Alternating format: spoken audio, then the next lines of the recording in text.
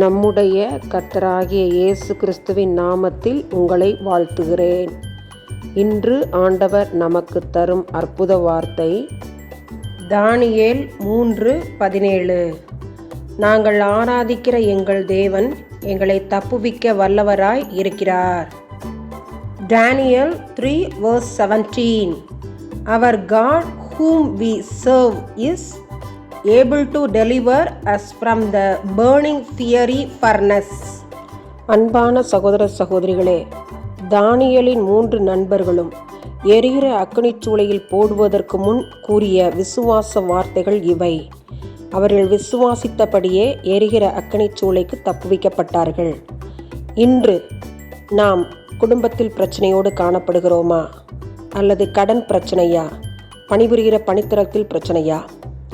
நம்மை தப்புவிக்க கர்த்தர் வல்லவர். விசுவாச அறிக்கை செய்வோம், வசனத்தை சொல்லுவோம், தப்புவிக்கப்படுவோம். ஆமன். ஏந்துவேன், தாங்குவேன், சுமப்பேன், தப்புவிப்பேன் என்றவரே பரமபிதாவே, இந்த ஜெப நேரத்திலே எங்களை தாழ்த்துகிறோம். வாழ்க்கையில் பிரச்சனைகளை எதிர்கொள்ள முடியாதபடி தற்கொலையை நோக்கி ஓடுகிற மக்களுக்காக, மன அழுத்தத்தினால் பாதிக்கப்பட்டு தற்கொலையை நோக்கி ஓடுகிற மக்களுக்காக பாரத்துடன் செபிக்கிறோம். உயிர்த்தெழுந்த இயேசு ஒருவர் உண்டு என்பதை அவர்கள் உணர்ந்து கொள்ளச் செய்யும்.